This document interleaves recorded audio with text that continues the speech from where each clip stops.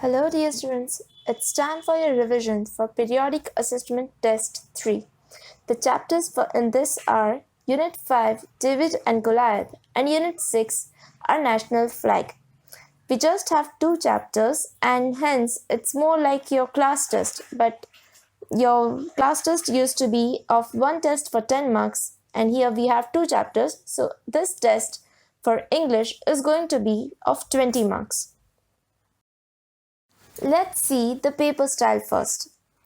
Question 1 is give meanings for 3 marks. You will be asked words and you have to write the meanings of those words. One question carries 1 mark. Question 2, who said the following?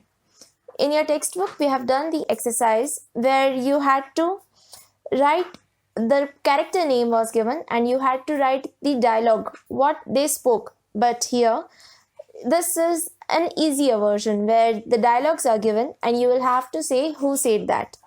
Question 3 is match the following and question 4 answer the following questions for 10 marks. Let's just revise what we have studied till now. Question 1 give meanings for 3 marks. I can ask any words from these. First word graze. It means to eat grass in fields. Second, brandish, to wave a weapon. Third, sling. It's a kind of weapon with which stones are thrown to enemies. Fourth, march, a walk of soldiers with same speed and movement. Next, beast, a large and wild animal. Then, whirl, to turn around in circle.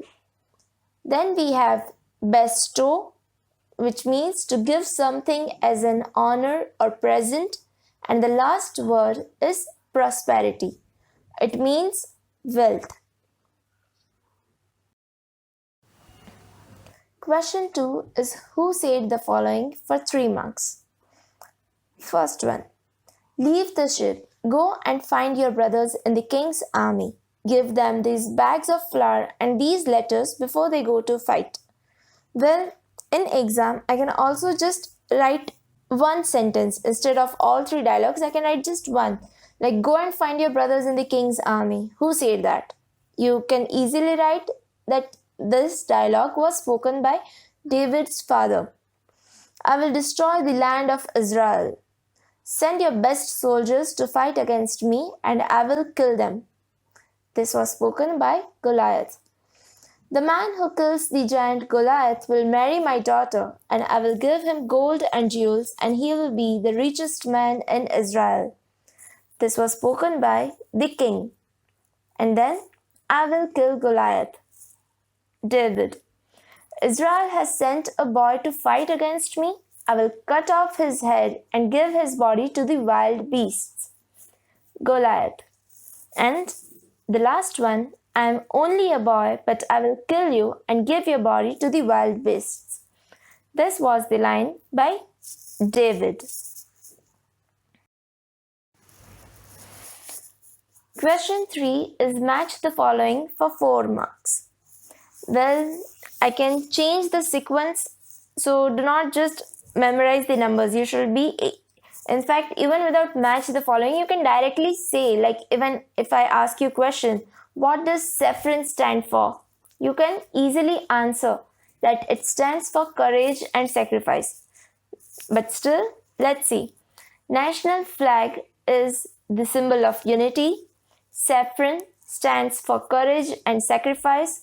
White symbolizes truth and purity. Green is for life and prosperity. And Ashok Chakra is the symbol of progress. So it's going to be really easy for you, but just don't get overconfident and make silly mistakes. Question 4 is answer the following questions for 10 marks. Now students, here the answers are really easy, but they each carry 2 marks. Now you need to make sure that you do not do any spelling mistakes or any grammatical errors. I will cut your marks for each mistake. So be careful with that. First question. What promise did the king make to his soldiers? Answer. The king made the promise to his soldiers that the man who kills the giant Goliath will marry the princess, and the king will give him gold and jewels and make him the richest man in Israel. Next question. What weapon did David kill Goliath with? How? David first hit Goliath between the eyes by a stone with his sling. When Goliath fell on the ground, David ran and took his sword and cut off his head with it. Thus, David killed Goliath with his own sword. Question 3. What reward did David get after he killed Goliath? After killing Goliath, David married the princess and became the king of Israel. Now the question answers from our last chapter, our national flag. Imagine you were a friend of Pingali Venkaya. What colors would you suggest for our national flag? If I were a friend of Pingali Venkaya, I would suggest the colors blank and blank. This answer you have to write by yourself. What do the three colors of our national flag symbolize? The topmost saffron color symbolizes courage and sacrifice, the middle white color symbolizes truth and purity, and the bottom green color symbolizes life and prosperity. Now, the last question. We do not have a national food. According to you, which food should be named as a national food? Why? Well, I had asked you this question in our live class and I was surprised to get answers like South Indian or even like pasta and all. Pasta is not Indian food, so forget about even mentioning it as national food. And South Indian, it's like no doubt people all over India eat South Indian food, but we also eat North Indian food, or even other dishes are famous. But this I had written for myself. If you have any other reason, you can write what you think should be the national food, but you also have to answer why. Not just naming a food will do. Okay? And don't write about mango or so, because mango, it is national, but it is national fruit, not food.